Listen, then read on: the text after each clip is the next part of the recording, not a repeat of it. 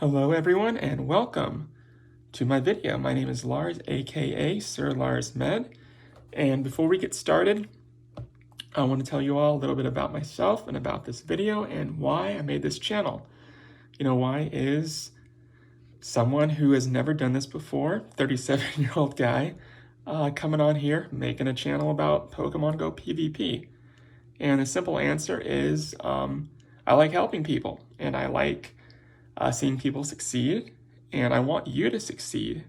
And this video is for people who are having trouble in PvP, who may be getting a little frustrated, who don't want to spend or who are spending lots and lots of Stardust on Pokemon every single week, and having little to no results.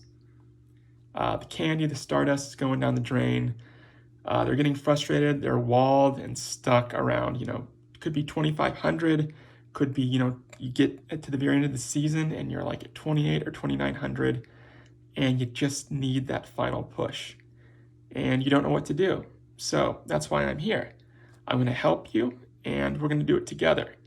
Now, I'm not going to make any promises that says this is like a miracle and you can just use this team and you're going to get to 3,000. It's going to take a little bit of practice. We're going to do it together. I'm going to give you the tools. I'm going to show you how to use this team properly, what to do, we're going to make a video later about bad switches, what strategy to use based on the current meta. When the meta shifts, we'll discuss that.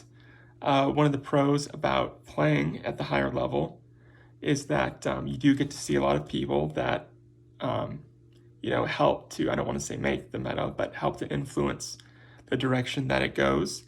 And so you can kind of get a little bit of an idea of which way the wind is blowing when you start to play them and you see stuff happening. And so we'll go and we'll talk about that when the meta shifts. And it's going to be fun. We're going to have fun and I'm going to get you to rank 24. Absolutely. As long as you follow my guide, we're going to get there. It's going to be a series of videos. And like I said, we're going to also do some meta videos. I'll do bad switches. I'll do a couple videos, even a video on counting. I'll teach you how to count for those of you that don't know how to count. We'll go over that. There's also an alternative way to count that's a little bit easier. And I know how to do both ways, but I prefer the easier way. And so we'll go over that as well. And we'll go over all different stuff. So make sure to stay tuned, like and subscribe, and I'll keep the content coming. For now, let's talk about the team itself. So we're going to use Bastiodon in the front, Medicham, and Victreebel. So this isn't, an ABB team, and it might not be a team that you're too familiar with, but that's okay because you're going to learn, you're going to get accustomed to it. So with our team, we're not going to use most teams use a Bastiodon, most teams have a lead, a safe swap, and then a closer. For us, we have a lead and we have two closers. There isn't a dedicated safe swap, okay? Usually I would say it's about a 60-40 split as far as who we switch to, with Victreebel being the favorite as a swap. But we do swap in Medicham as well. So they're both, they're both our safe swap depending on whatever Pokemon our opponent has in the lead. So that's just something that if you're not used to it, you'll get used to it, I promise. And so we'll go from there. And now, charge moves. This is really important. Bastiodon is the only Pokemon that you don't need to change. Keep the charged moves the same. Wonderful just as it is. Medicham. Keep counter as the fast. Keep psychic. Get rid of ice punch. And swap in power up punch for ice punch. Now you're probably thinking like, that sounds dumb. Ice punch gives me more versatility and it's just overall a better option. And yeah, it gives you more versatility, but for our team, we're going to want Power Up Punch. It's going to be better for baiting. It's going to help us do exactly what it says, charge it up. It's extremely helpful against a lot of the steel types. For example, Galarian Stunfisk. If we use Power Up Punch, we don't have to worry about any shields whatsoever because it cannot get a second Earthquake off. The best it can do, if it doesn't shield, is get one Earthquake and one Rock Slide off. That's it. Won't kill us, we'll still be alive. Just an example. So those are what we need for Medicham. For Victreebel, we're going to keep Razor Leaf, obviously, as the fast move. For the charge move, I prefer to have Leaf Tornado. You can use Leaf Blade, that's totally fine. That's absolutely optional, okay? If you feel more comfortable with Leaf Blade, go ahead and use it. I do prefer Leaf Tornado though. I know a lot of people are like, well, it costs more energy and it doesn't really what if it doesn't hit? The thing is that a lot of people do shield Victreebel's attacks regardless, because it's such a glass cannon. I like to have that extra chance of having an attack drop. It comes in really helpful it's very helpful when it comes to a few certain Pokemon that we'll be discussing in later videos. So yeah, up to you, whichever. Either one's fine. Second move though, you have to get rid of Acid Spray.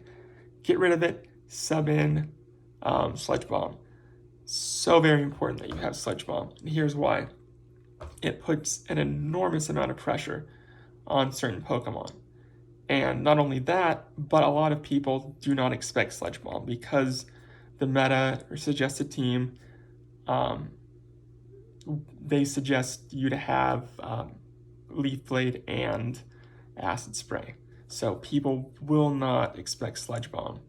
And it's extremely nice, another example, for Altaria. If you get a bad lead, let's say it's your Bastiodon versus Galarian Stunfisk, you switch to Victreebel, they usually will switch to a flyer.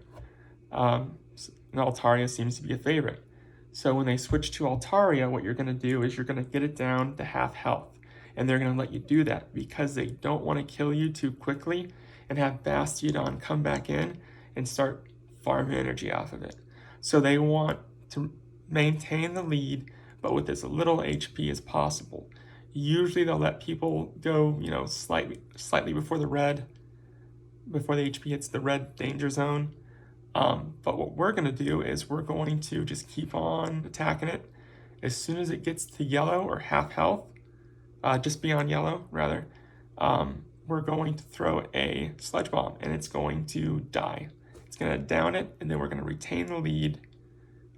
We're going to gain the lead rather. And then they'll put back in Galarian Stunfisk, and it will be our Medicham versus their Galarian Stunfisk, and then whatever they have in the back, which is usually either a Ghost or like a Alolan Vulpix. And so we've won. I can't tell you how many times that has happened, and it's something we'll talk about in a future video. So those are the charge moves you need, 100% for sure. And once you have them, just be ready for a lot of winning, right? Also, XL.